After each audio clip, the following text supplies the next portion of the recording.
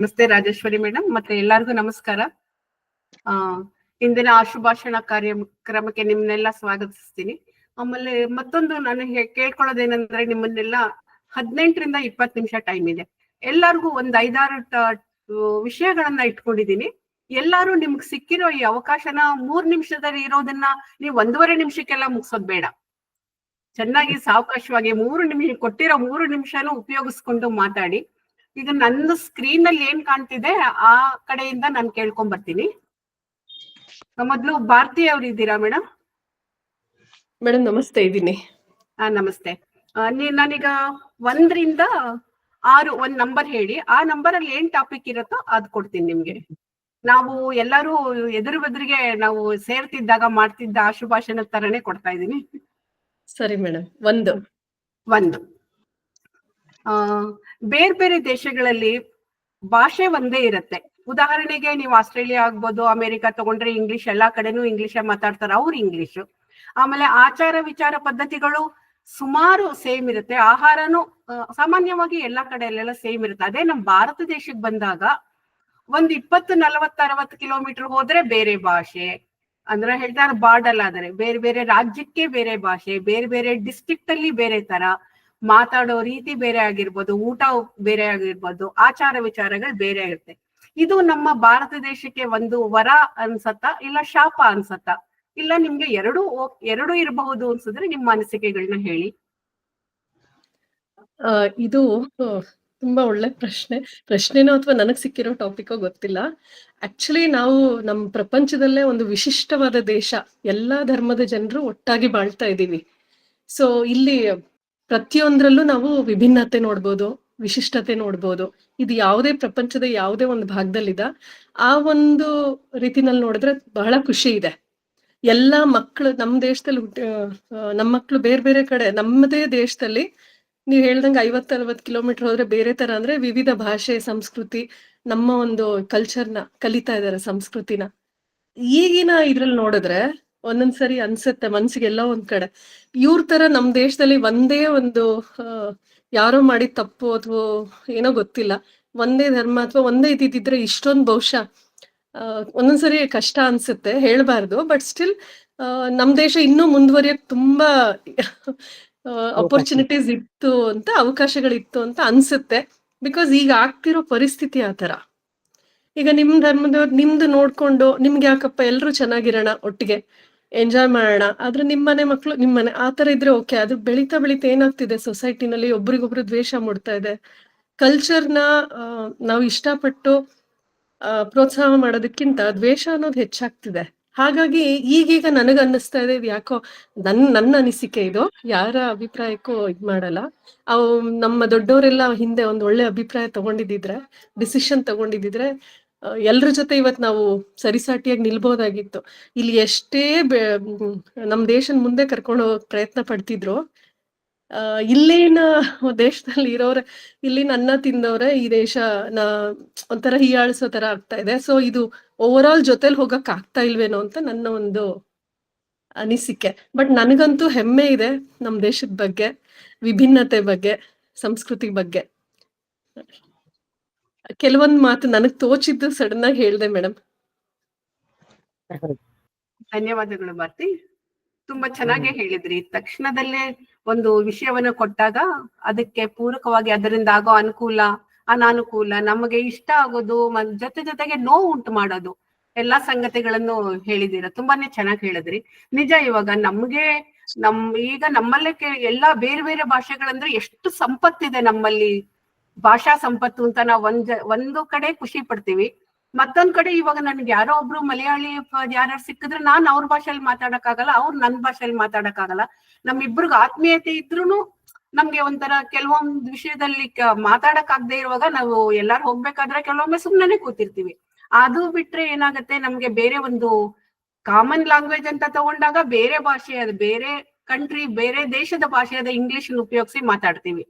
ಅದಿಲ್ದೆ ನಮ್ ದೇಶದಲ್ಲಿ ಎಲ್ಲಾರು, ನಮ್ಮ ಇಡೀ ಭಾರತದಲ್ಲಿ ಒಂದೇ ಒಂದು ಭಾಷೆ ಇದ್ದಿದ್ರೆ ನಾವ್ ಎಲ್ಲಾರ ಜೊತೆನೂ ಮಿಂಗಲ್ ಆಗ್ಬೋದಿತ್ತು ಸುಲಭವಾಗಿ ಅಂತ ಅದು ಒಂದ್ ಅನ್ಸುತ್ತೆ. ಆದ್ರೂ ನಮ್ಗೆಲ್ಲಿರೋ ಭಾಷಾ ಸಂಪತ್ತನ್ನ ಬೇರೆ ಬೇರೆ ಭಾಷಾ ಸಂಪತ್ತು ಚೆನ್ನಾಗೇ ಇದೆ ಅಂತ ಅನ್ಕೊಳ್ಳೋಣ. ಮುಂದಿನ ಪ್ರಶ್ನೆ, ಇದ್ರ ಸ್ಕ್ರೀನ್ ನೆಕ್ಸ್ಟ್. ಪ್ರಶಾಂತ್ ಇದ್ದೀರಾ ಲೈನ್ ಅಲ್ಲಿ? ಇದೀನಿ ಮೇಡಮ್. ಇದ್ದೀರಾ? ನೀವು 2 ರಿಂದ 6 ಒಂದ್ ನಂಬರ್ ಹೇಳಿ, ಆ ನಂಬರ್ ಅಲ್ಲಿರೋ ವಿಷಯ ನಿಮಗೆ ಕೊಡ್ತೀನಿ. 5 ಕೊಡಿ. 5. ನೀವೀಗ ಒಂದು ಟಿವಿ ಶೋ ನಲ್ಲಿ ಇದ್ದೀರಾ ಅನ್ಕೊಳ್ಳಿ. ಹಾ ಓಕೆ, ಈಗ ನೀವು ಯಾವ್ದಾದ್ರು ಒಂದು ತಿಂಡಿನ ಅಥವಾ ಈ ತಿಂಡಿನ ಹೇಗೆ ಮಾಡೋದು ಅಂತ ನಮ್ಗೆಲ್ರಿಗೂ ತಿಳಿಸ್ಕೊಡ್ಬೇಕು. ಅದು ದಿಢೀರ್ ತಿಂಡಿ ಆದ್ರೂ ಪರವಾಗಿಲ್ಲ, ಬೇಗ ಬೇಗ ಮಾಡೋವಂಥದ್ದು. ನಿಮ್ಗೆ ಇಷ್ಟವಾದ ತಿಂಡಿನ ನಮ್ಗೆಲ್ರಿಗೂ ಹೇಳ್ಕೊಡ್ಬೇಕು ನೀವು. ಓಹೋ, ಮುಂಚೆ ಒಂದ್ಸರಿ ಯಾರೋ ಚಿತ್ರಾನ್ನ ಮಾಡ್ಸಿದ್ರು, ಚಿತ್ರಾನ್ನ ಉಪ್ಪಿಟ್ಟು ಮಾಡ್ಸಿದ್ರು ಅನ್ಸುತ್ತೆ ನನ್ನ ಕೈಲಿ ಚಿಗುರಲ್ಲಿ. ಇವತ್ತು ಬೇರೆ ಯಾವ್ದಾರ ಮಾಡೋಣ, ನೋಡೋಣ. ಒಂದೇ ನಿಮಿಷ ಮೇಡಮ್, ಯೋಚನೆ ಮಾಡ್ತಾ ಇದ್ದೀನಿ.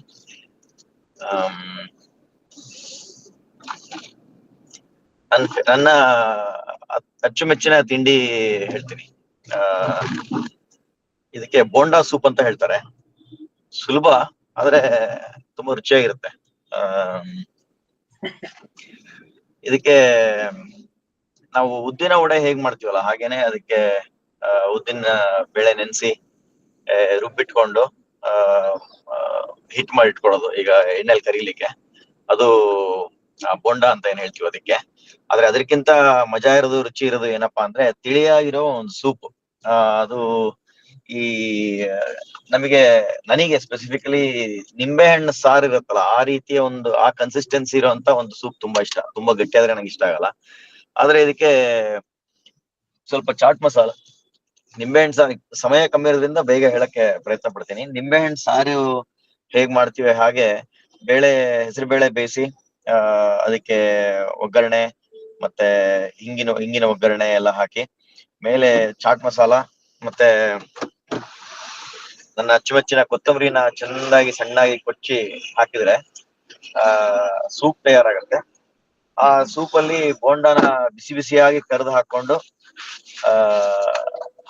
ಒಂದೊಂದೇ ಹಾಕ್ತಾ ಇದ್ರೆ ನಮ್ಮ ಮನೆಯವ್ರು ಮಾಡಿದಾಗಂತೂ ನಾವು ಲೆಕ್ಕನೇ ಹಿಡ್ದೇ ಇರೋಷ್ಟು ತಿಂತೀವಿ. ಹಾಗಾಗಿ ಬೋಂಡಾ ಸೂಪ್ ಇದು ನನ್ನ ಅಚ್ಚುಮೆಚ್ಚಿನ ತಿಂಡಿ. ಉದ್ದಿನ ಹಿಟ್ಟಿಂದ ಮಾಡುವ ಬೋಂಡಾ ಹಾಗೂ ತಿಳಿಯಾಗಿ ಮಾಡುವ ಸೂಪ್, ಅದರಲ್ಲಿ ಸ್ವಲ್ಪ ಖಾರವಾಗಿ ಬರುವಂತ ಹಸಿಮೆಣಸಿನಕಾಯಿ ಮತ್ತೆ ಘಮಘಮ ಬರುವಂತ ಕೊತ್ತಂಬರಿ, ಇದಿಷ್ಟು ಬೇಕೇ ಬೇಕಾಗಿರುವಂತದ್ದು. ಇದ್ರ ಮೇಲೆ ಬೋಂಡಾ ಮಾಡುವಾಗ ಸಣ್ಣ ಕೊಬ್ಬರಿನ ಹೆಚ್ಚು ಹಾಕಿದ್ರೆ ಬಾಯಿಗೆ ಅವಾಗ ಬರೋಂಗಿರುತ್ತೆ. ಆಮೇಲೆ ಹಸಿಮೆಣಸಿನಕಾಯಿ ಮತ್ತೆ ಕೊತ್ತಂಬರಿನ ಕೂಡ ಬೋಂಡಾ ಒಳಗೆ ಹಾಕ್ಬೋದು. ನೀವೆಲ್ಲ ಹೇಳಿದ್ ನೋಡಿ ಮತ್ತೀಗ ಬಾಯಲ್ಲಿ ನೀರ್ ಬರ್ತಾ ಇದೆ, ಮಾಡ್ಕೋಬೇಕನ್ಸುತ್ತೆ ಇವತ್ತು ನಾಳೆ ಒಳಗೆ. ಸ್ವರ ಇವಾಗ ಕಾರಲ್ಲಿ ಬಂದು ನನಗೆ ರೇಗಿಸ್ತೇಳೆ, ಅಯ್ಯೋ ಮಾರಾಯ ತಿಂಡಿ ಪೋತ ಅಪ್ಪ ಅಂತ ಹೇಳಿ. ಬಟ್ ಧನ್ಯವಾದಗಳು ಇಂದಿರಾ ಅವ್ರೆ, ಒಳ್ಳೆ ಒಂದು ವಿಷಯ ಕೊಟ್ಟಿದ್ದೀರಾ, ಎಂಜಾಯ್ ಮಾಡಿದೆ. ಧನ್ಯವಾದಗಳು ಪ್ರಶಾಂತ್, ತುಂಬಾ ಚೆನ್ನಾಗಿ ಹೇಳ್ಕೊಟ್ರಿ. ನಾವು ಟ್ರೈ ಮಾಡ್ತೀವಿ ಇದನ್ನ. ಬಟ್ ಇನ್ನೊಂದು ನಂಗೆ ಅನ್ಸಿದ್ದೇನಂದ್ರೆ ನೀವು ವಿಡಿಯೋ ಆನ್ ಮಾಡಿ ಇವತ್ ಸಂಜೆ ಪ್ರಶಾಂತ್ ಅವ್ರ ಮನೆಗೆ ಹೋಗ್ಬೇಕು ಎಲ್ಲಾರು. ಗ್ಯಾರಂಟಿ ಅವ್ರ ಮನೇಲಿ ಬೋಂಡಾ ಸೂಪ್ ವಿಡಿಯೋ ಮಳೆನೂ ಬರುತ್ತೆ, ಬಿಸಿ ಬಿಸಿಯಾಗಿ ಬೋಂಡಾ ತಿನ್ಬೋದು. ಬನ್ನಿ ಎಲ್ಲರೂ ದಯಮಾಡಿ ಬನ್ನಿ. ನಿಮ್ಮ ಹೆಸರಲ್ಲಿ ನಾವು ಮಜಾ ಮಾಡ್ತೀವಿ. ಚೆನ್ನಾಗಿತ್ತು ಪ್ರಶಾಂತ್, ಮಾಡೋಣ ನಾವು. ಧನ್ಯವಾದಗಳು. ಧನ್ಯವಾದ. ವಿಡಿಯೋ ಇಂದಿರಾ ಅವರೇ ಡ್ರೈವ್ ಮಾಡ್ತಿದ್ದಲ್ಲ, ಫೋನ್ ಸೈಡಿಗೆ ಇಟ್ಟಿದ್ದೆ, ಇವಾಗ ನಿಲ್ಲಿಸ್ದೆ ಜಸ್ಟ್, ಅದಕ್ಕೆ ಮಾಡಕ್ಕಾಗಿಲ್ಲ. ನಾನು ಒಂದ್ ಸ್ವಲ್ಪ ಆಕ್ಷನ್ ಎಲ್ಲ ಮಾಡ್ಕೊಂಡು ಹೇಳ್ತೀರಾ ನೀವು ಅನ್ಕೊಂಡೆ ನಾನು. ಮುಂದಿನ ವಿಷಯ ವಿಜಯಲಕ್ಷ್ಮಿ ಅವರಿಗೆ. ವಿಜಯಲಕ್ಷ್ಮಿ ಅವರಿಗೆ ನಿಮ್ಗೆ ನಂಬರು 2, 3, 4, 6. ಯಾವ ನಂಬರ್ ಆದ್ರೂ ಪರವಾಗಿಲ್ಲ, ಸುಲಭ ಇರ್ಲಿ ಮೇಡಮ್. ನೀವು 2, 3, 4, 6. 4 ಚೆನ್ನಾಗಿರೋದೇ ಸಿಕ್ಕಿದೆ ನಿಮ್ಗೆ. ವಾಹನಗಳು ರಸ್ತೆಯಲ್ಲಿ ಓಡಾಡ್ಬೇಕು, ಅಂಗಡಿ ಮುಂಗಟ್ಟುಗಳು ನಿಗದಿತವಾದ ಸ್ಥಳಗಳಲ್ಲಿ ಇರಬೇಕು, ಫುಟ್ಪಾತ್ ಅಲ್ಲಿ ನಾವೆಲ್ಲ ಓಡಾಡ್ಬೇಕು ಅಲ್ವಾ? ಸೊ ಈಗ ಬೆಂಗಳೂರಾಗ್ಲಿ ಬೇರೆ ನಗರಗಳಲ್ಲಿ ಏನಾಗ್ತಿದೆ, ಫುಟ್ಪಾತ್ ಮೇಲೆ ನಮ್ಗೆ ಓಡಾಡಕ್ಕೆ ಜಾಗ ಇರಲ್ಲ, ಬೇರೆ ಎಲ್ಲ ಓಡಾಡ್ತಿರ್ತವೆ. ಈವನ್ ಹಸು ಕರುಗಳಿಂದ ಹಿಡಿದು ನಾಯಿಗಳಿಂದ ಹಿಡಿದೆಲ್ಲ ಓಡಾಡ್ತಿರ್ತವೆ. ಈಗ ನಿಮ್ಮನ್ನ ನಾವೇನಾದ್ರೂ ನಗರಾಭಿವೃದ್ಧಿ ಮಂತ್ರಿ ಆದ್ರೆ ನಾವೆಲ್ಲ ಸೇರಿ ನಿಮ್ಮನ್ನ ಆಯ್ಕೆ ಮಾಡಿದ್ರೆ ನೀವು ಏನ್ ಮಾಡ್ತೀರಾ ಇದನ್ನ ಪರಿಹಾರ ಮಾಡಕ್ಕೆ, ನಮ್ಗೆಲ್ಲ ನ್ಯಾಯ ಕೊಡ್ಸಕ್ಕೆ? ಮೇಡಮ್, ತೆಲುಗು ಫಿಲಮ್ ಭರತನೇ ನೇನು ಅಂತ ನೋಡಿದ್ವಿ. ಅದ್ರಲ್ಲಿ ಅವನು ಫುಲ್ ಒಂದೇ ಸಲಿ ಪೆನಾಲ್ಟಿ ಹೈ ರೈಸ್ ಮಾಡ್ಬಿಟ್ಟು ಟ್ರಾಫಿಕ್ ರೂಲ್ಸ್ ಓವರ್ ಮಾಡಿರೋರ್ನೆಲ್ಲ, ಬೈಪಾಸ್ ಮಾಡಿರೋರ್ಗೆಲ್ಲ ಬಹಳ ದಂಡ ಹಾಕ್ಬಿಡ್ತಾನೆ. ಅವಾಗ ಬರಲ್ಲ ಯಾರು ದಂಡ, ಅಷ್ಟ್ ಜನ ಹಾಕಿದ್ರೆ ಹೇಗ್ ಮಾಡೋದು ಬಡವ್ರು ಅಂತ. ಅಂದ್ರೆ ದಂಡ ತಪ್ಪಿಸ್ಕೊಳ್ಳೋದಕ್ಕೋಸ್ಕರ ಆದ್ರೂನು ನ್ಯಾಯವಾಗಿರ್ಲಿ ಅನ್ನೋದಕ್ಕೋಸ್ಕರ ದಂಡ ಜಾಸ್ತಿ ಮಾಡೋದು. ಹಾಗನ್ಬಿಟ್ಟು ಅದ್ರಲ್ಲೆಲ್ಲ ಬಡತನ ಶ್ರೀಮಂತಿಕೆ ಇಲ್ಲ. ಅದರಿಂದ ಟ್ರಾಫಿಕ್ ರೂಲ್ಸ್ ನ ಎಲ್ರು ಫಾಲೋ ಮಾಡ್ಬೇಕು. ಫಾಲೋ ಮಾಡದೇ ಇದ್ರೆ ನಮ್ಗೆ ಹಾನಿ ಆಗತ್ತೆ. ಯಾರು ಎಷ್ಟೋ ತಪ್ಪಿಲ್ದೇ ಇರೋರ್ಗೆಲ್ಲ ಶಿಕ್ಷೆ ಆಗತ್ತೆ. ತಪ್ಪು ಮಾಡ್ದವ್ರಿಗೆ ಶಿಕ್ಷೆ ಆದ್ರೆ ಪರವಾಗಿಲ್ಲ, ಇದು ತಪ್ಪಿಲ್ದೇ ಇರೋರ್ಗುನು ಸಹ ಶಿಕ್ಷೆ ಆಗುತ್ತೆ. ಈ ಸಲ ಮನೆಗಳಲ್ಲಿ ಕೆಲವು ಸಲ ಆಚೆ ಹೋದವ್ರು ಮನೆಗ್ ಬರೋವರ್ಗು ಭಯ ಬೀಳೋ ಹಾಗಾಗತ್ತೆ. ಆ ತರಹ ಒಂದು ಟ್ರಾಫಿಕ್ ಅಲ್ಲಿ ನಮ್ಮವ್ರದ್ದು ಅಶಿಸ್ತು ಜಾಸ್ತಿ ಆಗ್ಬಿಟ್ಟಿದೆ. ಆದ್ರಿಂದ ಅದನ್ನ ಅವಾಯ್ಡ್ ಮಾಡ್ಬೇಕು ಅಂದ್ರೆ ಪೆನಾಲ್ಟಿ ಹಾಕ್ಬೇಕು. ನಾನೇನಾದ್ರೂ ಅಕಸ್ಮಾತ್ ಅಧಿಕಾರಕ್ಕೆ ಬಂದ್ರೆ ಪೆನಾಲ್ಟಿ ರೈಸ್ ಮಾಡ್ತೀನಿ ಅವಾಗ. ಮತ್ತೆ ಸ್ಟ್ರಿಕ್ಟ್ ಆಗಿ CCTV ಇಂಥವನ್ನೆಲ್ಲ ಫಾಲೋ ಮಾಡಿ ಯಾರು ಬೈಪಾಸ್ ಮಾಡಿದ್ರೆ, ಈಗ ಪರವಾಗಿಲ್ಲ ಆ ವಿಷಯದಲ್ಲೆಲ್ಲ CCTV ಮುಖಾಂತರನೇ ರೆಕಾರ್ಡ್ ಆಗಿ ಎಲ್ಲ ಅವ್ರವ್ರ ಮನೆಗೆ ಬಂದ್ಬಿಡುತ್ತೆ. ಏನೇನು ಬೈಪಾಸ್ ಮಾಡಿದ್ದಾರೆ, ಸಿಗ್ನಲ್ಗಳು ಬೈಪಾಸ್ ಮಾಡಿದ್ದಾರೆ, ಅವೆಲ್ಲ ಬಂದು ಅವ್ರಿಗೆ ದಂಡ ಬೀಳ್ತಾ ಇದೆ. ಒಂದ್ಸಲಿ ವೆಹಿಕಲ್ ಸೀಸ್ ಆದ್ರೆ ದಾರಿಲಿ ಲಕ್ಷಾಂತರ ರೂಪಾಯಿ ದಂಡ ಕಟ್ಟೋರು ಇದ್ದಾರೆ. ಅಂದ್ರೆ ಅಷ್ಟು ತಪ್ಪುಗಳು ಮಾಡಿದ್ದಾರೆ ಅಂತ ಅನ್ಸುತ್ತೆ. ಆಮೇಲೆ ಟ್ರಾಫಿಕ್ ರೂಲ್ಸ್ ನ ಬೈಪಾಸ್ ಮಾಡೋದೊಂದೇ ಅಲ್ಲದೆ ನಮ್ಮಲ್ಲೇ ನಾವು ಅಶಿಸ್ತು ರೂಢಿಸ್ಕೊಂಡ್ ಬಿಡ್ತೀವಿ. ಹೇಗೋದ್ರು ಪರವಾಗಿಲ್ಲ, ಏನ್ ಮಾಡಿದ್ರು ಪರವಾಗಿಲ್ಲ ಅನ್ನೋ ಹಾಗಾಗ್ಬಿಡತ್ತೆ. ಅದೇ ಒಬ್ಬರು ಫಾಲೋ ಮಾಡದೆ ಹೋದ್ರೆ ಎಲ್ರಿಗೂ ಅದೇ ಬುದ್ಧಿ ಬಂದ್ಬಿಡುತ್ತೆ. ಅವ್ನ್ ಹೋಗ್ತಾ ಇದ್ದಾನಲ್ಲ ನಾವು ಹೋಗೋಣ ಅಂತ ಅವ್ನ ಹಿಂದೆ ಉದ್ದಕ್ಕೂನು ಸಿಗ್ನಲ್ ಪಾಸ್ ಮಾಡ್ಕೊಂಡು ಹೊರಟೋಗ್ತಿರ್ತಾರೆ ಸಿಗ್ನಲ್ ಬಂದ್ರೂನು. ಅದರಿಂದ ಪ್ರತಿಯೊಬ್ರು ನಾನ್ ಫಾಲೋ ಮಾಡ್ಬೇಕು ಅನ್ನೋದನ್ನ ಕಲ್ತ್ಕೊಳ್ಬೇಕು. ಅದನ್ನ ಇದು ರಿಜಿಸ್ಟ್ರಾರ್ ಆಗ್ಲಾ ಅಥವಾ ಆಫೀಸರ್ ಆಗ್ಲಿ ಏನು ಮಾಡೋದಕ್ಕಾಗಲ್ಲ. ಸ್ವಂತವಾಗಿ ಪ್ರತಿಯೊಬ್ಬರಲ್ಲಿನೂ ಅದು ಮನಸ್ಸಿನಲ್ಲೇ ಮೂಡ್ ಬರ್ಬೇಕು. ನಾನೊಬ್ಬ ಫಾಲೋ ಮಾಡೋಣ, ಯಾರು ಫಾಲೋ ಮಾಡದೇ ಇದ್ರು ಅಂತ. ಅದು ಬಿಟ್ಟು ಅವನ್ ಮಾಡ್ಲಿಲ್ಲ ನಾನು ಮಾಡೋದ್ ಬೇಡ ಅನ್ನೋಂಗ್ ಆಗ್ಬಾರ್ದು. ಇಷ್ಟು ನನ್ನ ಅವಗಾಹನೆಗೆ ಬಂದಿರೋ ಅಂತ ವಿಷಯ. ಯಾಕೆಂದ್ರೆ ಬಹಳ ಜನ ಆ ವಿಷಯದಲ್ಲಿ ತರಬೇತಿ ಹೊಂದಿರ್ತಾರೆ. ನಾನು ಗೃಹಿಣಿಯಾಗಿ ಇಷ್ಟೇ ನನಗೆ ಗೊತ್ತಾಗ್ತಾ ಇರೋಂಥದ್ದು. ಆಚೆ ಹೋದಾಗ ಸ್ವಲ್ಪ ಅಂದ್ಕೊಂಡಿರ್ತೀವಲ್ಲ, ಅದರಿಂದ ಅದು ಇಷ್ಟು ಮಾತ್ರ ಹೇಳೋದಕ್ಕೆ ಸಾಧ್ಯ ಆಗಿದೆ ನನ್ಗೆ. ಅಷ್ಟು ಹೇಳಿ ನನ್ನ ಇದನ್ನ ನಿಲ್ಲಿಸ್ತೀನಿ. ವಂದನೆಗಳು ಬಳಕೆ ವಿಜಯಲಕ್ಷ್ಮಿ. ಮಾಡ್ಕೊಳ್ಳಿ. ನಿಮ್ಗೆ ಆದಷ್ಟು ನಿಮ್ಗೆ ಸಿಗ್ಲಿ ಅಂತ ಆ ಹುದ್ದೆ ನಿಮ್ಗೆ ಸಿಗ್ಲಿ, ನಮ್ಗೆಲ್ಲ ಈಗ ಆಗ್ತಿರೋ ಕಷ್ಟದಿಂದ ಪರಿಹಾರ ಸಿಗ್ಲಿ ಅಂತ ಕೇಳ್ಕೊಳ್ತೀವಿ. ಮುಂದಿನ ನಿಮ್ಮೆಲ್ಲರ ಸಹಾಯನೂ ತಗೊಳ್ತೀನಿ ಅವಾಗ. ರೆಡಿ, ನಾವೆಲ್ಲ ಸಹಾಯ ಮಾಡಕ್ಕೆ ತಯಾರಾಗಿರ್ತೀವಿ. ಮುಂದಿನದು ಶ್ರೀನಿವಾಸ್ ಪ್ರಸಾದ್ ಅವರಿದ್ದಾರೆ ನನ್ನ ಸ್ಕ್ರೀನ್ ಅಲ್ಲಿ. ಸರ್ ನಿಮ್ಗೆ 2, 3, 6 6 ಇರ್ಲಿ ಮೇಡಮ್. 6 ಚೆನ್ನಾಗಿದೆ ಸರ್ ನಿಮ್ಗೆ. ಇದನ್ನ ನೀವು ಒಂದು ಸೀರಿಯಸ್ ಆಗಿ ತಗೊಳ್ಬೇಕು ಅಂತ ಏನಿಲ್ಲ, ನಿಮ್ಗೆ ಒಂದು ಇದಾಗಿ ಹೇಳ್ಬೋದು. ಸೊ ನಿಮ್ ಇಷ್ಟ, ನೀವ್ ಹೇಗ್ ತಗೊಂಡ್ ಹೇಳ್ತೀರಾ ಅನ್ನೋದು. ನಿಮ್ ಮಗ ಅಥವಾ ಮಗಳು ಯಾವ್ದೋ ಒಂದ್ ಪಾರ್ಕ್ ಅಲ್ಲೋ ಇನ್ನೆಲ್ಲೋ ಬಾಯ್ ಫ್ರೆಂಡ್ ಅಥವಾ ಗರ್ಲ್ ಫ್ರೆಂಡ್ ಜೊತೆಲಿರೋದನ್ನ ನೀವೆಲ್ಲೋ ಹೋದಾಗ ನೋಡ್ತೀರಾ. ಆಮೇಲೆ ಬೇಗ ಮನೆಗ್ ಬರ್ತೀರಾ. ಮಗ ಅಥವಾ ಮಗಳು ಬರೋದನ್ನೇ ಕಾಯ್ತಾ ಇರ್ತಾರೆ. ಬಂದ್ ಕೂಡ್ಲೆ ಅವನ್ನ ಪ್ರಶ್ನೆ ಮಾಡ್ತೀರಿ, ಎಲ್ಲಿಗೆ ಹೋಗಿದ್ದೆ ಅಂತ. ಆಗ ಪಾಪ ಮಕ್ಳು ಏನ್ ಮಾಡ್ತಾರೆ, ಏನೋ ತಡಬಡಾಯಿಸಿ ಸುಳ್ಳು ಹೇಳಕ್ ಪ್ರಯತ್ನ ಪಡೋದು, ಇಲ್ಲ ನಿಜಾನೇ ಹೇಳಕ್ಕೆ ತಡವರ್ಸೋದು, ಏನೋ ಮಾಡ್ತಾ ಇರ್ತಾರೆ. ಅಂತ ಟೈಮಲ್ಲಿ ನಿಮ್ಮ ರಿಯಾಕ್ಷನ್ ಹೇಗಿರುತ್ತೆ? ಓಕೆ, ನಮಸ್ಕಾರ. ಪಾರ್ಕ್ ಅಲ್ಲಿ ಇವಾಗ ಒಂದು ಹುಡುಗಿ ಓಡಾಡೋದು ತುಂಬಾ ಸಾಮಾನ್ಯ. ಇದು ನಾವ್ ನೋಡಿ ಬಂದು ನಾನ್ ಕೇಳಿದ್ರೆ ಅಂತ ಇಟ್ಕೊಳ್ಳಿ, ಮೊದಲನೇ ಪ್ರಶ್ನೆ ನಮ್ಮ ಮಕ್ಕಳಿಂದ ಇತ್ತೀಚೆಗೆ ಬರೋದು, ನೀನ್ ಯಾಕೆ ಅಲ್ಲಿಗೆ ಬಂದಿದ್ದೆ ಆ ಪಾರ್ಕಿಗೆ, ನಿನ್ಗೇನ್ ಅಲ್ಲಿ ಕೆಲ್ಸ ಇತ್ತು, ಅಲ್ಲಿ ಬಂದ್ ಏನ್ ಮಾಡ್ತೀಯಾ ಅಂತ. ಆಮೇಲೆ ಹೌದು ನನ್ ಫ್ರೆಂಡ್ಸ್, ನಾನು ಸುತ್ತಾಡ್ತೀನಿ, ಏನ್ ಇವಾಗ ಅಂತ. ಈಗಿನ ಆ ಕಾಲ ಬಹುಶಃ ನಮ್ಗೆ ಹೊರಟೋಯ್ತು ಅಂತ ಅನ್ಸುತ್ತೆ ಮೇಡಮ್. ಪ್ರಶ್ನೆನ ಬೇರೆ ತರ ನಾವ್ ಇವಾಗ ಸ್ವಲ್ಪ ರೀಫ್ರೇಮ್ ಮಾಡ್ಬೇಕಾಗತ್ತೆ. ಯಾವ ತರ ಅಂತ ಅಂದ್ರೆ, ನೋಡಪ್ಪ ನೀನು ಯಾವ ಹುಡ್ಗಿ ಜೊತೆ ಓಡಾಡ್ತಿದ್ಯಲ್ಲ, ಆ ಹುಡ್ಗಿ ಏನ್ ಅವಳ ಜೊತೆ ಓಡಾಡ್ತಾ ಇದೀಯಾ, ನಿಜವಾಗ್ಲೂ ನೀನ್ ಸೀರಿಯಸ್ ಆಗಿದ್ಯಾ ಅಥವಾ ಮೊದ್ಲೇ ನೀವಿಬ್ರು ಬರೀ ಫ್ರೆಂಡ್ಸ್ ಅಂತ ಆ ಪ್ರಶ್ನೆ ನಾವ್ ಮಾಡ್ಬೇಕಾಗತ್ತೆ. ಅವರು ಅದಕ್ಕೇನಾದ್ರೂ ಅವ್ರ ಉತ್ತರ ನೋಡ್ಕೊಂಡು ನಮ್ಮ ಉತ್ತರನ ಅಥವಾ ನಮ್ಮ ಮನಸ್ಥಿತಿನ ನಾವು ಮಾಡ್ಕೊಳ್ಬೇಕಾಗತ್ತೆ, ನಮ್ಮನ್ನ ನಾವು ಅದಕ್ಕೆ ತಯಾರು ಮಾಡ್ಕೊಳ್ಬೇಕಾಗತ್ತೆ ಅಂತ ನನಗೆ ಅನ್ಸುತ್ತೆ ಮೇಡಮ್. ಅಥವಾ ಈ ರೀತಿಯಾಗಿ ನಾನೊಂದು ಒಂದು ವಿಷಯ ಹೇಳ್ತೀನಿ. ನನ್ ಮಕ್ಳದ್ದೆಲ್ಲ ಸ್ವಲ್ಪ ವಿಷಯಾಂತರ ಆದ್ರೂ ಈ ಪ್ರಶ್ನೆಗೆ ತುಂಬಾ ಚೆನ್ನಾಗಿದೆ ಅದು. ನನ್ ಫ್ರೆಂಡ್ ಒಬ್ನಿದ್ದ, ನಾವೆಲ್ಲ ತುಂಬಾ ಕ್ಲೋಸ್ ಫ್ರೆಂಡ್ಸ್ ಆಯ್ತಾ. ಒಂದ್ 5-6 ಜನ ಒಟ್ಟಿಗೆ ಮೈಸೂರಲ್ಲಿ ಇದ್ವಿ. ಒಂದ್ ಸರ್ತಿ ಏನಾಯ್ತು, ಅವನು ಹುಡುಗಿನ ಲವ್ ಮಾಡ್ತಾ ಇದ್ದ. ಅದು ಆ ವಿಷಯ ನಮ್ಗೆ ಅಷ್ಟು ಕ್ಲೋಸ್, ಥಿಕ್ ಫ್ರೆಂಡ್ಸ್, ನಮ್ಗೊಬ್ರಿಗೂ ಗೊತ್ತಿರ್ಲಿಲ್ಲ. ಆ ಹುಡುಗಿ ಯಾರಪ್ಪ ಅಂತ ಅಂದ್ರೆ ಅವ್ರ ಮನೆಯಿಂದ 4ನೇ ಮನೆ ಹುಡುಗಿ. ನಾವೆಲ್ಲ ದಿನಾಲು ಅಲ್ಲೇ ಕೂತ್ಕೋತಿದ್ವಿ, ಹರಟೆ ಹೊಡಿತಿದ್ವಿ. ಅದು ಯಾವ ಮಾಯದಲ್ಲಿ ಹೋಗ್ಬಿಟ್ಟು ಅವಳನ್ನ ಮೀಟ್ ಮಾಡ್ಕೊಂಡು 1 hour ಮೀಟ್ ಮಾಡ್ಕೊಂಡು ಎಲ್ಲ ಬಂದ್ಬಿಡ್ತಾ ಇದ್ದ. ಒಂದ್ ಸರ್ತಿ ಏನಾಯ್ತು, ನಮ್ಗೆ ಯಾಕೋನು ಅವ್ರು ನನ್ನ ಫ್ರೆಂಡ್ ಆಂಟಿ ಇರೋರೆಲ್ಲ ಒಂದ್ ಮೂವಿಗೆ ಹೋಯ್ದ್ರು. ಇವ್ರಿಬ್ರು ಬಂದಿದ್ರು.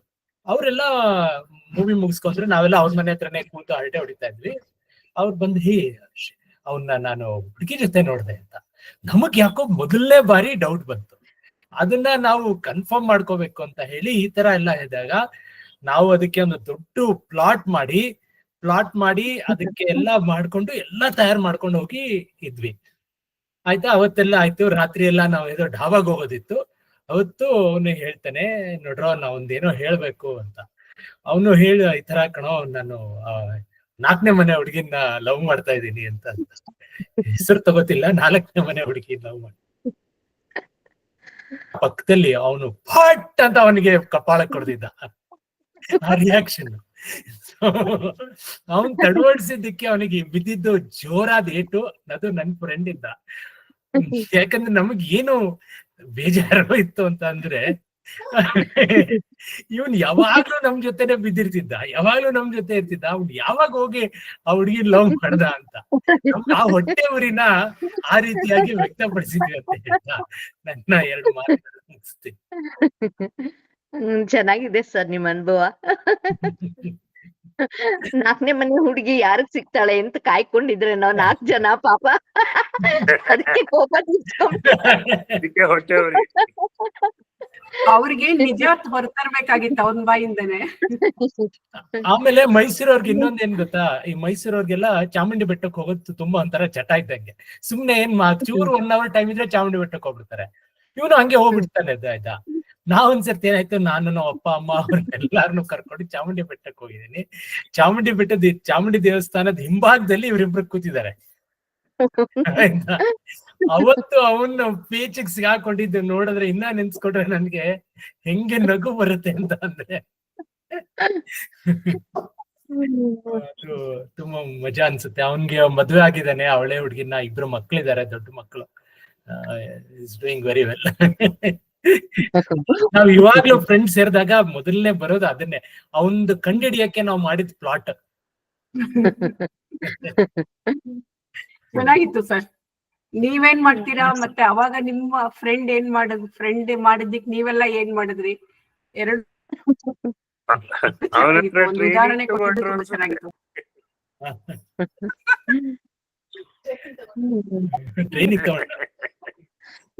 ಸೊ ಮುಂದಿನ ಪ್ರಶ್ನೆಗೆ ಹೋಗೋಣ. 2 ಮತ್ತೆ 3 ಸುಕನ್ಯಾ ಇದಾರೆ ನೆಕ್ಸ್ಟ್ ಲೈನ್ ಅಲ್ಲಿ. ಆಮೇಲೆ ಸತ್ಯನಾರಾಯಣ ಸರ್ ಇದಾರೆ. ಸುಕನ್ಯಾ, ನಿಮ್ಗೆ 2 ಅಥವಾ 3 ಯಾವ್ದು ಬೇಕು? 2 ಮೇಡಮ್. ಓಕೆ. ಕೃತಕ ಬುದ್ಧಿವಂತಿಕೆ AI ಇದೆಯಲ್ಲ, ಇದು ನಮ್ಮ ಮೆದುಳಿನ ಸೃಜನಶೀಲತೆಯನ್ನು, ಮೆದುಳಿನ ಶಕ್ತಿಯನ್ನು ಕುಂದಿಸತ್ತೆ, ಇದು ಕಡಿಮೆ ಮಾಡತ್ತೆ ಅಂತ ನಿಮ್ಗೆ ಅನ್ಸತ್ತಾ, ಇಲ್ಲ ಅದು ಇನ್ನು ಹೆಚ್ಚು ಮಾಡತ್ತೆ ಅನ್ಸತ್ತಾ? ಇದ್ರ ಬಗ್ಗೆ ನಿಮ್ಮ ಅಭಿಪ್ರಾಯ? ಧನ್ಯವಾದಗಳು. ಈ ಆರ್ಟಿಫಿಷಿಯಲ್ ಇಂಟೆಲಿಜೆನ್ಸ್ ಅಂತ ಏನಿದೆ, ನೀವ್ ಹೇಳ್ದಂಗೆ ಅದು ಕೃತಕ ಬುದ್ಧಿಮತ್ತೆ. ನಮ್ಮ ಮನುಷ್ಯ ಅದ್ರ ಮೇಲೆ ಡಿಪೆಂಡ್ ಆದ್ರೆ ಗ್ಯಾರಂಟಿ ಅವನ ಬುದ್ಧಿಮತ್ತೆ ಕಡಿಮೆ ಆಗೇ ಆಗುತ್ತೆ. ಎಷ್ಟೊಂದು ನಾನ್ ಮೊನ್ನೆ ಹಿಂಗೆ ಯಾವ್ದೋ ಒಂದು ವಿಡಿಯೋ ನೋಡ್ತಾ ಇದ್ದೆ. ಇಂಟರ್ವ್ಯೂ ನಡೀತಾ ಇದೆ, ಆನ್ಲೈನ್ ಇಂಟರ್ವ್ಯೂ ನಡೀತಾ ಇದೆ. ಪಾಪ ಹುಡುಗಿ ಅಲ್ಲಿಂದ ಇಂಟರ್ವ್ಯೂ ನೀವು ಮ್ಯೂಟ್ ಮಾಡ್ಕೋಬೇಕೇನು, ಅವ್ರ ಪ್ರಶ್ನೆ ಕೇಳ್ತಾ ಇದಾರೆ. ಈ ಹುಡುಗ ಇನ್ನೂ ಒಂದ್ ಮೊಬೈಲ್ ತಗೊಂಡು ಅವಳು ಕೇಳೋ ಪ್ರಶ್ನೆ ಅದೇನೋ ವಾಯ್ಸ್ ಎಲ್ಲ ಸಿಮ್ಯುಲೇಟ್ ಮಾಡ್ಕೊಂಡಿದ್ದಾನೆ ಅನ್ಸುತ್ತೆ. ಅದ್ ಆನ್ಸರ್ ಪಟ ತೋರಿಸ್ತಾ ಇದೆ. ಇವನು ಅದ್ ಆನ್ಸರ್ ಕೊಡ್ತಾ ಇದ್ದಾನೆ, ಅವ್ನ ಕೆಲಸ ಸೆಲೆಕ್ಟ್ ಆದ ಅವನು. ಬಟ್ ಅವ್ನು ಯಾವ ಮಟ್ಟಕ್ಕೆ ಕೆಲಸ ಮಾಡ್ತಾನೆ, ಅವ್ನು ಯಾವ ಮಟ್ಟಕ್ಕೆ ಹೋಗ್ತಾನೆ ಅನ್ನೋದು ಗೊತ್ತಿಲ್ಲ. ಈ ಈ ತರನು ನಡೀತಾ ಇದೆ. ಅಂದ್ರೆ ಈಗ ಮಕ್ಕಳು ಬೇರೆ ಬೇರೆ ರೀತಿಯಲ್ಲಿ ತಲೆನ ಉಪಯೋಗಿಸ್ತಾ ಇದಾರೆ. ಆ ಆರ್ಟಿಫಿಷಿಯಲ್ ಇಂಟೆಲಿಜೆನ್ಸ್ ನ ಯಾವ್ಯಾವ ರೀತಿ ನಾವು ಉಪಯೋಗಿಸ್ಕೊಂಡ್ರೆ ಬಚಾವ್ ಆಗ್ಬೋದು, ಅಥವಾ ಯಾವ್ಯಾವ ರೀತಿ ನಾವು ಅದನ್ನ ಅಳವಡಿಸ್ಕೊಂಡ್ರೆ ನಮ್ಗ್ ಅನುಕೂಲ ಆಗತ್ತೆ ಅನ್ನೋ ಕಡೆ ಅವರ ಆಲೋಚನೆಗಳು ಹೋಗ್ತಾ ಇದಾವೆ ಅಂತ ಅನ್ಸುತ್ತೆ. ಅದ್ರ ಬದಲು ಅವನು ಕಷ್ಟಪಟ್ಟು ಅದೇ ಇಂಟರ್ವ್ಯೂ ಪ್ರಿಪೇರ್ ಆಗಿದ್ರೆ ಅಟ್ಲೀಸ್ಟ್ ಅವನ್ಗೊಂದು ಹೇಳೋದ್ರೊಳಗ ಒಂದು ಚೆನ್ನಾಗಿರುತ್ತಲ್ವಾ. ಈಗ ನನ್ನ ಎಕ್ಸ್ಪೀರಿಯನ್ಸ್ ನಾನ್ ಹೇಳ್ಕೊಳ್ಳೋದ್ರಿಂದನು ಬೇರೆಯವ್ರು ತೋರಿಸಿ ಅದನ್ನ ನಾನು ಹೇಳೋದ್ರಿಂದ ತುಂಬಾ ವ್ಯತ್ಯಾಸ ಇದೆ. ಅದು ಆರ್ಟಿಫಿಷಿಯಲ್ ಇಂಟೆಲಿಜೆನ್ಸ್ ಯಾವಾಗ್ಲೂ ಬಟ್ ಇವಾಗ ಏನು ಮಾಡಕ್ಕಾಗಲ್ಲ, ಎಲ್ಲಾ ಹಂಗೆ ಆಗೋಗಿದೆ. ನಾನ್ ಮೊನ್ನೆ ಇನ್ನೊಂದು ವಿಡಿಯೋಸ್ ನೋಡ್ತಾ ಇದ್ದೆ. ನೆಕ್ಸ್ಟ್ ಆರ್ಟಿಫಿಷಿಯಲ್ ಇಂಟೆಲಿಜೆನ್ಸ್ ಇಂದ ಯಾವ್ದೋ ಒಂದು ವಿಡಿಯೋದಲ್ಲಿ ಸ್ವರ್ಗದಲ್ಲಿರೋ ಅವ್ರ ತಂದೆ ಮಗಳ ಮದ್ವೆಗೋ ಅಥವಾ ಮೊಮ್ಮಗಳ ಮದ್ವೆಗೋನು ಬಂದು ಅಕ್ಷತೆ ಹಾಕ್ಬಿಟ್ಟು ಮತ್ತೆ ವಾಪಸ್ ಸ್ವರ್ಗಕ್ಕೆ ಹೋಗಿರೋ ತರ ಆ ತರ ವಿಡಿಯೋ ನೋಡಿದೆ. ಬಟ್ ನನ್ಗೆ ತುಂಬಾ ಅಂದ್ರೆ ಮಿಕ್ಸ್ಡ್ ಫೀಲಿಂಗ್ಸ್ ಅಂದ್ರೆ ಒಂದ್ ರೀತಿ ಖುಷಿ ಆಯ್ತು. ಓ ಹೌದಲ್ಲ, ಹಂಗ್ ಮಾಡಿ ಇಷ್ಟೆಲ್ಲ ಅಡ್ವಾನ್ಸ್ ಆಗಿ ಯೋಚನೆ ಮಾಡೋಂತ ಇದೆ. ಬಟ್ ಅದು ಎಷ್ಟು ಮಟ್ಟಿಗೆ ಸರಿ ಅಂತ ನನ್ಗೆ ಗೊತ್ತಾಗ್ತಾ ಇಲ್ಲ. ಇವಾಗ ನಮ್ಮ ಮನೆ ಹಿರಿಯರೇ ಯಾರಾದ್ರೂ ಹಂಗ್ ಬಂದು ಈಗ ನನ್ ಮಗನ್ ಮದ್ವೆಗ್ ಬಂದ್ ಆಶೀರ್ವಾದ ಮಾಡಿ ಹೋದ್ರು ಅಂತ ಆ ಒಂದು ಭಾವನೆ ಇಟ್ಕೊಂಡ್ರೆ ತುಂಬಾ ಖುಷಿ ಆಗುತ್ತೆ. ಬಟ್ ಇದು ಎಷ್ಟ್ರ ಮಟ್ಟಿಗೆ ಸರಿ ಅಂತಾನು ಒಂದ್ ಪ್ರಶ್ನೆ ಬರುತ್ತೆ. ಈ ಆರ್ಟಿಫಿಷಿಯಲ್ ಇಂಟೆಲಿಜೆನ್ಸ್ ಅದು ಇವಾಗ ಏನಿಲ್ಲ, ಮೋಸ್ಟ್ಲಿ ನಾವು ಅದನ್ನ ನಮ್ಮ ಜೀವನದಲ್ಲಿ ಅಳವಡಿಸ್ಕೊಂಡೇ ಮುಂದೆ ಹೋಗ್ಬೇಕು ಅಂತ ಅನ್ಸುತ್ತೆ. ಈಗ ಮೋಸ್ಟ್ಲಿ ನಮ್ಮ ಜನರೇಷನ್ಗೆ ಯೋಚನೆ ಮಾಡುವಂತಹ ಶಕ್ತಿ ಆಗ್ಲಿ, ನೆಕ್ಸ್ಟ್ ಮುಂದಿನ ಜನರೇಷನ್ಗೆ ಯೋಚನೆ ಮಾಡುವಂತಹ ಶಕ್ತಿ ತುಂಬಾ ವ್ಯತ್ಯಾಸ ಆಗ್ತಾ ಹೋಗುತ್ತದು. ಇವಾಗ ನಮ್ಮ ಅತ್ತೆ ಮಾವ ಅಪ್ಡೇಟ್ ಆಗ್ತಾ ಇದಾರೆ. ಅಂದ್ರೆ ನನ್ ಮಕ್ಕಳಿಗೆ ಅಥವಾ ಅವರ ಆಲೋಚನಾ ಶಕ್ತಿಗೆ ಅದಕ್ಕೆ ಅವ್ರು ತುಂಬಾ ಬದಲಾಯಿಸ್ಕೊಂಡಿದ್ದಾರೆ. ನಾನ್ ಮದ್ವೆ ಆದಾಗ ನಮ್ಮ ಅತ್ತೆ ಮಾವನ್ ನೋಡಿದ್ದಕ್ಕೂ ನನ್ ಮಕ್ಳು ದೊಡ್ಡವರಾದ್ಮೇಲಿಂದ ನಮ್ಮ ಅತ್ತೆ ಮಾವ ಒಂದಕ್ಕೂ ಅವ್ರ ಬಿಹೇವಿಯರ್ಗೂ ತುಂಬಾ ವ್ಯತ್ಯಾಸ ಇದೆ. ಅವ್ರು ಅಪ್ಡೇಟ್ ಆಗ್ತಾ ಇದಾರೆ, ಹಾಗೆ ನಾವು ಅಪ್ಡೇಟ್ ಆಗ್ಲೇಬೇಕು, ಬೇರೆ ವಿಧಿ ಇಲ್ಲ. ನಮ್ಮ ಶತಾವಧಾನಿ ಗಣೇಶ್ ಅವ್ರು ಹೇಳ್ತಾರೆ ಅನಿವಾರ್ಯವೇ ಅಂಗೀಕಾರ್ಯ ಅಂತೆ. ಕೆಲವೊಂದ್ಸಲ ಅನಿವಾರ್ಯ ಆಗಿರೋದನ್ನ ಒಪ್ಕೊಂಡ್ಬಿಡ್ಬೇಕಂತೆ, ಅವಾಗ ಜೀವನ ಸುಲಭ ಆಗತ್ತೆ ಅಂತ ಹೇಳೋದಿಕ್ಕೆ ಇಷ್ಟಪಡ್ತೀನಿ. ಈ ವಿಷಯ ಕೊಟ್ಟಿದ್ದಕ್ಕೆ ನನ್ಗೆ ಇಂದಿರಾ ಮೇಡಮ್ ಅವ್ರಿಗೆ ಧನ್ಯವಾದ ಹೇಳೋದಿಕ್ಕೆ. ಧನ್ಯವಾದಗಳು ಸುಕನ್ಯಾ. ಅದರಿಂದ ಉಂಟಾಗುವ ಪರಿಣಾಮಗಳು ಒಳ್ಳೇದಾಗಿರ್ಬೋದು ಕೆಟ್ಟದಾಗಿರ್ಬೋದು ಎಲ್ಲದನ್ನು ಹೇಳಿದ್ರಿ. ನಿಜ ಅದು. ನನಗೆ ಇನ್ನೊಂದು, ನಮ್ಮ ಸೃಜನಶೀಲತೆ ಕಡಿಮೆ ಆಗತ್ತೆ. ಇವಾಗ ಉದಾಹರಣೆಗೆ ಶ್ರೀನಿವಾಸ್ ಪ್ರಸಾದ್ ಅವರು ಬ್ಯಾಕ್ ಗ್ರೌಂಡ್ ಅಲ್ಲಿ ಹಾಕೊಂಡಿರೋ ಒಂದು ಚಿತ್ರಪಟ, ಅದನ್ನ ಯಾರೋ ಕೈಲಿ ಬರ್ದಿದ್ದಾರೆ. ಅವರು ಸೃಜನಶೀಲತೆ ಅಷ್ಟು ಚೆನ್ನಾಗಿ ಅದೇ ಇವಾಗ ನೀವು ಕೊಂಡ್ಕೊಳಕ್ ಹೋದ್ರೆ ಇದೇ ತರ ಸಿಗತ್ತೆ. ಆದ್ರೆ ನಮ್ಗೆ ಅವ್ರು ನಿಜವಾಗ್ಲೂ ಬರ್ದಿರೋದಾ ಇಲ್ಲಾಂದ್ರೆ AI ಇಂದ ಮಾಡಿರೋದಾ ಗೊತ್ತಾಗಲ್ಲ. ಈಗ ಎಲ್ಲಾರು ನಾವು ತುಂಬಾ ದುಡ್ಡು ಕೊಟ್ಟು ಏನಾರು ಒಳ್ಳೊಳ್ಳೆ ಚಿತ್ರಪಟಗಳನ್ನ ಕೊಂಡ್ಕೋಬೇಕಾದ್ರೆ ಒರಿಜಿನಲ್ ಇಲ್ಲ ಈ ತರ ಮಾಡಿರೋದ ಅಂತ ತುಂಬಾ ಕನ್ಫ್ಯೂಷನ್ ಆಗತ್ತೆ. ಮೇಡಮ್, ನಾನು ಹಿಂದೆ ಹಾಕೊಂಡಿರೋ ಚಿತ್ರಪಟ AI ಇಂದ ಮಾಡಿದ್ದು. ಬಾಯಿಂದ ಬಿಡಿಸ್ಬಿಟ್ರು. ಇಲ್ಲ, ಇಂದ್ರ ಮೇಡಮ್ ನಿಮ್ ಬಾಯಿಂದ ಬಿಡಿಸಿದ್ರು. ಇಲ್ಲ, ಇನ್ನ ಒಂದು ಇವರು ಸುಕನ್ಯಾ ಅವರು ಶತಾವಧಾನಿ ಗಣೇಶ್ ಅವ್ರ ಬಗ್ಗೆ ಹೇಳಿದ್ರು. ಅವ್ರ ಬಗ್ಗೆನು ಕೇಳಿದಾಗ ಒಂದು ತುಂಬಾ ಅದ್ಭುತವಾದ ಮಾತು ಹೇಳಿದ್ರು ಅವರು. ಯಾರು ಈ ಕವಿತೆಗಳು ಬರೆಯೋದಿರ್ಬೋದು, ಕಥೆ ಬರೆಯೋದಿರ್ಬೋದು, ಚಿತ್ರ ಬರೆಯೋದಿರೋದು ಬೇರೆಯವ್ರು ನೋಡ್ಲಿ ಅಂತ ಬರೀತಿದ್ರು, ಅವ್ರು ಎಲ್ಲಾದು ಚಿತ್ರಕ್ಕೂ ನಯಾ ಪೈಸೆ ಇನ್ಮೇಲೆ ಬೆಲೆ ಇರಲ್ಲ. ಯಾಕಂದ್ರೆ ಯಾವ್ದೇ ತರದ ಕೆಲಸ ಇರ್ಬೋದು, ಇದು ಕೋಡಿಂಗ್ ಇರ್ಬೋದು, ಸಾಫ್ಟ್ವೇರ್ ಇರ್ಬೋದು, ಅದಕ್ಕೆ ಯಾರು ತಮ್ಮ ಆತ್ಮತೃಪ್ತಿಗೆ ಅಟ್ಲೀಸ್ಟ್ ಈ ರೀತಿಯಾದಂತ ನಾವು ಮಾಡ್ತಾ ಇರತಕ್ಕಂಥ ಕೆಲಸಗಳಿರ್ಬೋದು, ಇದ್ಯಾವ್ದು ನಮ್ಮ ಸಂತೋಷಕ್ಕೆ ನಾವು ಮಾಡ್ಕೊಂಡಾಗ ಮಾತ್ರ ಅಲ್ಲಿ ನಮ್ಮ ಇಂಟೆಲಿಜೆನ್ಸ್ ಬರುತ್ತೆ. ಅಲ್ಲಿ AI ಇಂಟೆಲಿಜೆನ್ಸ್, ಆರ್ಟಿಫಿಷಿಯಲ್ ಇಂಟೆಲಿಜೆನ್ಸ್ ಏನು ಮಾಡ್ಲಿಕ್ಕೆ ಸಾಧ್ಯ ಇಲ್ಲ ಅಂತ. ಅದು ಒಂದು. ಎರಡನೇದು, ನಾನು ಇನ್ನೊಂದು ಹೇಳ್ತೀನಿ. ಸುಕನ್ಯಾ ಅವ್ರು ಹೇಳಿದ ಹಾಗೇನೆ, ಮೊನ್ನೆ ಯಾವ್ದೋ ಒಂದು ಕಂಪನಿದ ಒಂದು ದೊಡ್ಡ ಪ್ರೆಸೆಂಟೇಶನ್ ಇತ್ತು. ಅದ್ರಲ್ಲಿ ಇರ್ತಕ್ಕಂಥ ಇಮೇಜಸ್ ಅದೆಲ್ಲ ಯೂಸ್ ಮಾಡಿರೋದು ಎಲ್ಲ ಆರ್ಟಿಫಿಷಿಯಲ್ ಇಂಟೆಲಿಜೆನ್ಸ್ ಇಂದ ಹಾಕಿದ್ರು. ದೊಡ್ಡ ಕಂಪನಿ ಅದು. ಅವ್ರು ಕರೆದಿದ್ರು, ನಮ್ಗೆ ಹೋಗಿದ್ವಿ. ನಮ್ಗೆಲ್ಲಾರ್ಗು ನೋಡಿ AI ಜನರೇಟೆಡ್ ಅಂತ ಹೇಳಿ ನಮ್ಗೆ ಒಂಥರ ಬೇಜಾರಾಗೋಯ್ತು. ಮೊನ್ನೆ ಹೊಸದೇಂದ್ರ ಅವರು ತುಂಬಾ ಅದ್ಭುತವಾದ ಆರ್ಟಿಕಲ್ ಬರ್ದಿದ್ದಾರೆ, ಫೇಸ್ಬುಕ್ ಅಲ್ಲೆಲ್ಲ ಹಾಕಿದ್ರು, ನೋಡ್ಬೋದು. ಅವರು ತುಂಬಾ ಹೇಳ್ತಾರೆ ಇವಾಗ ಇದು ಎಷ್ಟು ಒಂದು ರೀತಿಯಿಂದ ಬೇಜಾರಾಗತ್ತಂದ್ರೆ, ಯಾರೋ ಒಬ್ನು ಚಿತ್ರಗಾರ ಯಾವ್ದೋ ಒಂದಿಷ್ಟು 4 ಗೀಚಿದ್ರೆ ಅದೊಂಥರ ಮನ್ಸಿಗೆ ಹಾಯಿ ಅನ್ಸುತ್ತೆ ನೋಡಿದ್ರೆ. ಹೀಗಾಗಿ ನಮ್ಗೆ ಒಂದು ಪ್ರಶ್ನೆ ಅಂತ ಉದ್ಭವ ಆಗುತ್ತೆ. ನೀವೇ ಹೇಳಿದ್ರೆ ಇದನ್ನ ಯಾರು ಬರ್ದಿರ್ಬೋದು ಅಂತ. ಆ ಮಟ್ಟಿನ ಕಲಾತ್ಮಕತೆ AI ಇಂದ ಬರ್ತಾ ಇದೆ. ಆದ್ರೆ ಅದನ್ನ ನಾವು ನಿಜವಾಗಿ ನೋಡ್ತಾ ಹೋದಾಗ ಅಯ್ಯೋ ಯಾರೋ ಸ್ವಂತವಾಗಿ ನಿಜವಾಗ್ಲೂ ಅವ್ರ ಕೈಯಿಂದ ಮಾಡೋದ್ ನೋಡಿದ್ರೆ ಸ್ವಲ್ಪ ಮನಸ್ಸಿಗೆ ಹಿತ ಅನ್ಸುತ್ತೆ. ಅದೇ ರೀತಿಯಾಗಿ ನಾವು ಇವಾಗ ಹಾಡು ಕೇಳೋದಿರ್ಬೋದು, ಮ್ಯೂಸಿಕ್ ಇರ್ಬೋದು, ಲೈವ್ ಮ್ಯೂಸಿಕ್ ನಾವ್ ಕೇಳಿದಾಗ ನಮ್ಗೆ ಒಂದು ರೀತಿಯಿಂದ ಹೊಸ ಆನಂದ ಸಿಗುತ್ತೆ. ಇಂದಿರಾ ಮೇಡಮ್ ಅವರು ಒಪ್ಕೋತಾರೆ ಅನ್ಸುತ್ತೆ. ತಾವು ರಾಮನವಮಿ ಉತ್ಸವನೆಲ್ಲ ಮೊನ್ನೆ ನೋಡಿದ್ರಿ. ಆ ಲೈವ್ ಮೀಟಿಂಗ್ ಅಥವಾ ಲೈವ್ ಆ ಕಾರ್ಯಕ್ರಮಗಳು ನಡೀತಾ ಇರ್ತಕ್ಕಂತ ಸಂಗೀತ ಕಾರ್ಯಕ್ರಮ ನೋಡಿದಾಗ ಮನಸ್ಸಿಗೆ ಏನೋ ಸಂತೋಷ ಆಗುತ್ತೆ. ಅದನ್ನೇ ಬಂದು ರೆಕಾರ್ಡಿಂಗ್ ಕೇಳಿದ್ರೆ ಓಕೆ ಅನ್ಸುತ್ತೆ. ಇದು ವಿಷಯ ತುಂಬಾ ಆಸಕ್ತಿ ಇರುವಂತ ವಿಷಯ, ಹಾಗಾಗಿ ಕ್ಷಮಿಸಿ, ಇನ್ನೊಂದ್ 2 ನಿಮಿಷ ನಾನು ತಗೋತೀನಿ ಇಂದಿರಾ ಮೇಡಮ್. ಶ್ರೀನಿವಾಸ್ ಅವ್ರು ಹೇಳ್ದಂಗೆ ಈ ಲೈವ್ ಅಂತ ಹೇಳಿದ್ರಲ್ಲ, ನಿಮಗೆ ಗೊತ್ತಿದೆಯಲ್ಲೋ ಗೊತ್ತಿಲ್ಲ, ಎಷ್ಟೋ ಮ್ಯೂಸಿಕ್ ಕಾನ್ಸರ್ಟ್ಸ್ ಇವತ್ತು AI ಬಂದಾಗಿಂದ ಅದು ಬರೀ ಲಿಪ್ ಸಿಂಕಿಂಗ್ ಅಷ್ಟೇ. ಅಂದ್ರೆ ಇವತ್ತಿನ ಟ್ಯಾಲೆಂಟ್ ಏನಂದ್ರೆ ಚೆನ್ನಾಗಿ ಹಾಡು ಹೇಳ್ತೀವ ಅಲ್ಲ ಟ್ಯಾಲೆಂಟ್, ಚೆನ್ನಾಗಿ ಲೈವ್ ಅನ್ನೋ ಅಂತ ರೀತಿಲಿ ಆಕ್ಟ್ ಮಾಡಕ್ ಬರ್ತಾ ನನಗೆ, ಅದು ರಿಯಲ್ ಟ್ಯಾಲೆಂಟ್ ಆಗ್ಬಿಟ್ಟಿದೆ. ದೊಡ್ಡ ದೊಡ್ಡ ಸಂಗೀತಗಾರರನ್ನೇ ಇವತ್ತು ಈವನ್ ನೀವು ಇದರಲ್ಲಿ ಸೋಷಿಯಲ್ ಮೀಡಿಯಾದಲ್ಲಿ ಏನು ವಿಡಿಯೋಸ್ ನೋಡ್ತೀರಾ, ಎಷ್ಟೋ ಜನ ತಮ್ಮ ಹಾಡುಗಳನ್ನ ತುಂಬಾ ಚೆನ್ನಾಗಿ ಹಾಡು ಹೇಳ್ತಾರೆ, ಆದ್ರೆ ನಿಮ್ಗೆ ವಿಡಿಯೋದಲ್ಲಿ ತೋರಿಸ್ತಾ ಇರೋದು ಬರೀ ಲಿಪ್ ಸಿಂಕಿಂಗ್ ಮಾತ್ರ, ಮುಂಚೆನೆ ರೆಕಾರ್ಡ್ ಮಾಡಿ ಇಟ್ಬಿಟ್ಟಿರ್ತಾರೆ. ಅದು ಒಂದು. ಆಮೇಲೆ ಲೈವ್ ಕಾನ್ಸರ್ಟ್ಸ್ ಅಲ್ಲಿ ಕೂಡ ಹೀಗೆ ಆಗ್ತಾ ಇದೆ, ಬರೀ ಲಿಪ್ ಸಿಂಕಿಂಗ್ ಅಷ್ಟೇ, ಹಿಂದ್ಗಡೆ ಪ್ಲೇ ಆಗ್ತಾ ಇರುತ್ತೆ. 2ನೇದು. ಇದು 3ನೇದು, ನಾನು ಇದನ್ನ ಲಿಂಕ್ಡ್ಇನ್ ಅಲ್ಲಿ ಹಾಕ್ಬೇಕಂತಿದ್ದೆ. ಶ್ರೀನಿವಾಸ್ ನೀವು ಹೇಳಿದಂಗೆ ಒಂದು ಇಂಪಾರ್ಟೆಂಟ್ ಪಾಯಿಂಟ್ ಏನಂದ್ರೆ, ನಾವು ಇವತ್ತು IVR ಶುರುವಾದಾಗಿಂದನೂ ನೀವು ಕಾಲ್ ಮಾಡಿದಾಗ ಎಲ್ಲರೂ ನಾವೇನ್ ಪ್ರಯತ್ನ ಪಡ್ತೀವಿ ಗೊತ್ತಾ, ಎಷ್ಟು ಬೇಗ ಒಬ್ಬ ಹ್ಯೂಮನ್ ಅನ್ನ ರೀಚ್ ಮಾಡ್ಲಿ ಅದರಲ್ಲಿ ಅಂತ. 9 ಹೊತ್ತಕ್ಕೆ ನಾವು ಹಾತೊರಿತಾ ಇರ್ತೀವಿ, ಇದು ಯಾರು ಆಪ್ಷನ್ಸ್ ಕೇಳ್ತಾರೆ ಅಂತ ಹೇಳಿ. AI ಕೂಡ ಅದೇ ರೀತಿ ಒಂದು ಲೆವೆಲ್ಗೆ ಹೋಗ್ತಾ ಇದೆ. ಯಾಕಂದ್ರೆ ನಮಗೆ ಸ್ವಲ್ಪ ಅದ್ರ ಬಗ್ಗೆ ಜ್ಞಾನ ಇರೋರಿಗೆ ಇದು AI ಜನರೇಟೆಡ್ ಅಥವಾ ಇದು ಲೈವ್ ರೆಸ್ಪಾನ್ಸ್ ಅಂತ ಗೊತ್ತಾಗ್ಬಿಡುತ್ತೆ. ಬರ್ದಿರೋದು ಕೂಡ ಇವತ್ತು ಇಮೇಲ್ ಬಂದ್ರು ಕೂಡ ನಮಗೆಲ್ಲ ಕೋಪೈಲಟ್ ಇಂದ ತುಂಬಾ ಹೈಫೈ ಇಂಗ್ಲಿಷ್ ಬಂತು ಅಂದ್ರೆ ಇದು ಕೃತಕವಾದದ್ದು ಅಂತ ಗೊತ್ತಾಗ್ಬಿಡುತ್ತೆ. ಸೊ IVR ಅಲ್ಲಿ ಬಂದಿದ್ದ ಅನುಭವ ಏನಿದೆ ಅದು AI ಅಲ್ಲೂ ಬರ್ತಾ ಇದೆ. ಅಂದ್ರೆ ಹೌ ಕ್ವಿಕ್ಲಿ ನಾನು ಒಬ್ಬ ಹ್ಯೂಮನ್ ಬೀಯಿಂಗ್ ನ ರೀಚ್ ಮಾಡ್ಲಿ ಅನ್ನೋದಕ್ಕೆ ಹಾತೊರಿತಾ ಇರ್ತೀವಿ ನಾವು. ಆ ಹ್ಯೂಮನ್ ಟಚ್ ಅನ್ನೋದು ಎಲ್ಲಾ ಕಡೆಗೂ ನಮಗೆ ಬೇಕೇ ಬೇಕು, ಅವಶ್ಯಕ ಕೂಡ. ಇದು ಕೊನೆವರೆಗೂ ಇದ್ದೇ ಇರುತ್ತೆ ಅನ್ನೋದು ನನ್ನ ಭಾವನೆ. ತುಂಬಾ ಒಳ್ಳೆ ವಿಷಯ ಇಂದಿರಾ ಅವರೇ. ಎಲ್ರಿಗೂ ಧನ್ಯವಾದಗಳು. ಚೆನ್ನಾಗಿ ಎಲ್ಲರೂ ಮಾತಾಡಿದ್ದೀರಾ. ನೀವು ಹಾಡುಗಳೆಲ್ಲ ಹೇಳ್ಬೇಕಾದ್ರೆ ಆತರ ಒಬ್ಬ ಲಿಪ್ ಮೂವ್ಮೆಂಟ್ ಕೊಡ್ತಾರೆ ಅನ್ನೋದಕ್ಕೆ ನನ್ಗೆ ಕೇಳಿದೆ, ಒಂದ್ 5-6 ವರ್ಷದ ಹಿಂದೆ ನಿಜವಾಗ್ಲೂ ನಡೆದಿರೋದಿದು.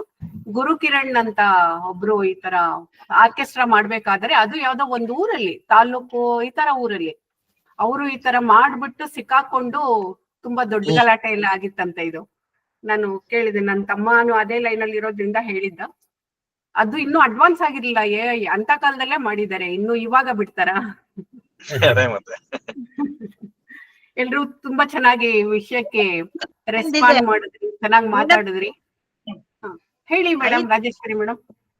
5 ಪ್ರಶ್ನೆ ಕೇಳಿದೀರಾ, ಇನ್ನೂ ಒಂದು ಇರ್ಬೇಕು, 3ನೇದು ಇನ್ನೊಂದು. ಮೇಡಮ್ ಕಾರ್ಯಕ್ರಮಗಳಿಗೆ ಸಮಯ ಆಗುತ್ತೆ, 3:44 ಆಯ್ತು. ಅದಕ್ಕೆ ಟೈಮ್ ಆಯ್ತಲ್ಲ, ಅದಕ್ಕೆ ಸಾಕು ಅಂತ. ಎಲ್ರಿಗೂ ತುಂಬಾ ಧನ್ಯವಾದಗಳು.